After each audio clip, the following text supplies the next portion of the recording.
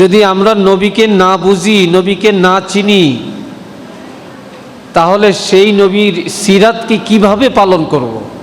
এই জন্য মিলাদুন নবী হলো নবীকে চিনার মাধ্যম, জানার মাধ্যম, বুঝার মাধ্যম, মহব্বতের মাধ্যম। এরপরে হলো সিরাত।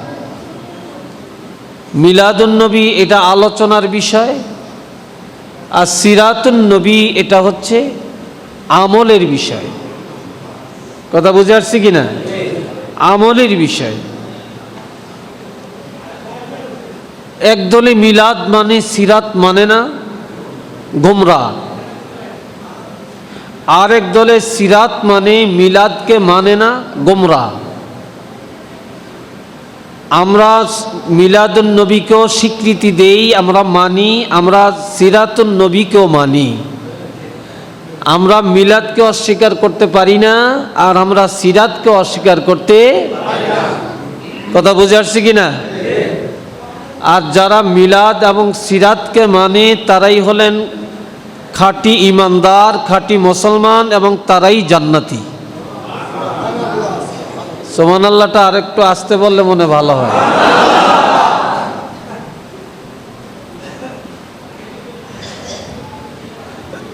এবার আসেন, বাংলাদেশের বাহিরে কোনো ছেলে যায়া যদি কোরআন তেলাওয়াত করে ফার্স্ট হয়, তাহলে এয়ারপোর্ট থেকে, ফ্লাইট থেকে নামার পরে তার গলায় মালা দিয়া আনন্দ করে একটা মিছিল করে তাকে বাড়ি নিয়ে যায়। ঠিক না? তাহলে এটা কি আনন্দ হয় না? হ্যাঁ, এটা তো আনন্দ।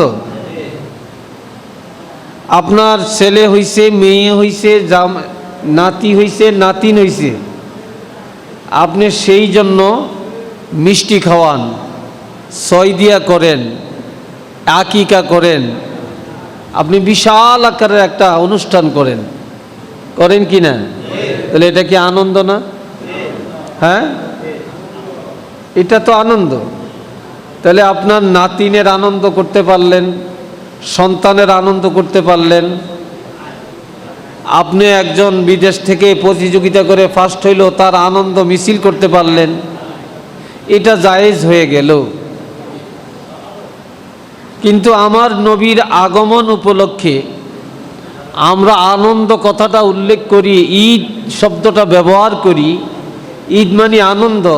আর এই কথাটা এক দলের সহ্য হয় না। কেন যে সহ্য হয় না আমার এটা বুঝেই আসে না।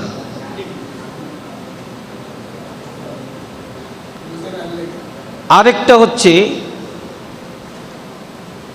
বলে ঈদ 2 দিন। বলেন কয় দিন?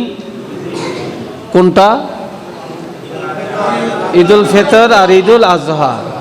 এই ছাড়া কি ঈদ নাই?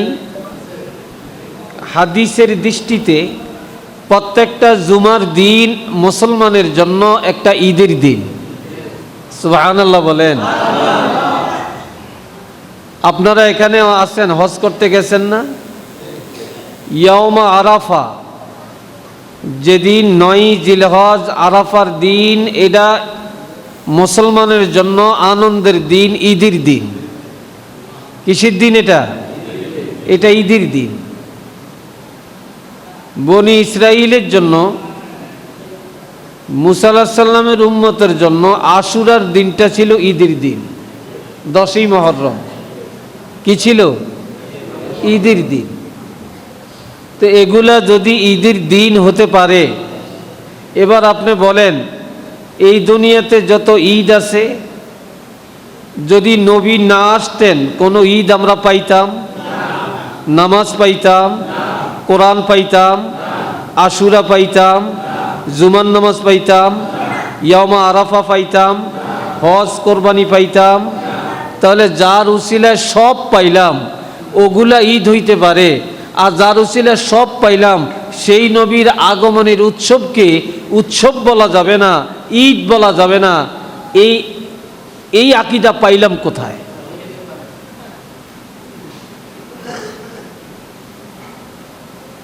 দুনিয়াতে যত ঈদ আছে তার মধ্যে সবচেয়ে বড় ঈদ হলো নবীর আগমনের ঈদ। বলেন কথা ঠিক কিনা? এই কথায় সবাই একমত আছেন কিনা? সবাই বলেন আলহামদুলিল্লাহ। যদি কারো প্রশ্ন থাকে আমাকে করতে পারেন, কিন্তু বাহিরে যে পুটপাট পুটপাট করবেন না। আজকাল পুটপাটের খাসলতটা অনেক বেশি খারাপ, মানুষের মধ্যে পুটপাটের খাসলতটা অনেক বেশি, তাই না? এখন আসেন, আমি আস্তে আস্তে ধারাবাহিকভাবে দু একটা কথা বলবো আপনাদের কাছে। অনেক তো বলতে পারবো না, আর অনেক তো জানিও না।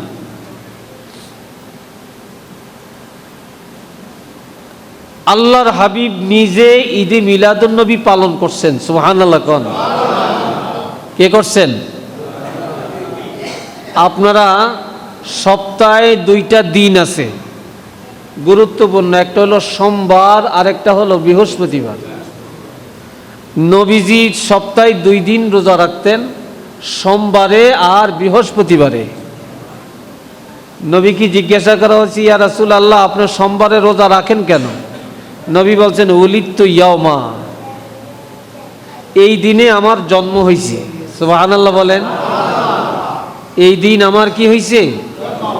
এই দিন আমার জন্ম হয়েছে, এই জন্য আমি এই সুবাদে, সেই আনন্দে আমি আমার সেই জন্মের দিনটা আমি পালন করছি রোজার পালনের মাধ্যমে।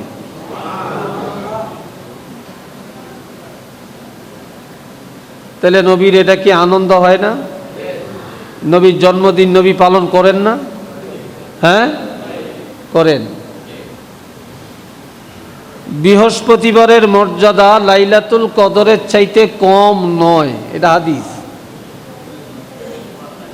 লাইলাতুল কদরের চেয়ে বৃহস্পতিবার রাতের মর্যাদা কম না। রাসূল বলছেন, ক্বালা রাসূলুল্লাহি সাল্লাল্লাহু আলাইহি ওয়াসাল্লাম, মান মাতা লাইলাতাল জুমআতি ইউরফাউ আনহু আযাবুল কবরি ইলা ইয়াউমিল কিয়ামাতি ইন কানা মুমিনা। কোন ইমানদার ইমান থাকা অবস্থায় বৃহস্পতিবার রাত যদি ইন্তেকাল করে, বৃহস্পতিবারের রাত, এটা জুমার রাত, এই রাত যদি ইন্তেকাল করে, তাহলে আল্লাহর হাবিব বলেন আল্লাহ পাক কিয়ামত পর্যন্ত তার কবরের আযাব উঠাইয়া নিয়ে যাবে। তাহলে এই বৃহস্পতিবারের এত মর্যাদা কেন? আমরা সবাই মায়ের গর্ভের সন্তান, ঠিক না? মার পেট থেকে আমরা দুনিয়াতে আসছি। আমার নবীর মা তো ছিলেন হযরত আমেনা রাদিয়াল্লাহ, ঠিক কি না? কিন্তু আমার নবীজি যেদিন মায়ের রেহেমের মধ্যে তশরিফ আনেন, সেই দিন বা সেই রাত্রটা ছিল বৃহস্পতিবার রাত। যার কারণে এই বৃহস্পতিবারের মর্যাদা আমার আল্লাহ এত বৃদ্ধি করে দিলেন। নবীজি ওই সুবাদে বৃহস্পতিবার রোজা পালন করতেন। কি পালন করতেন? রোজা পালন করতেন।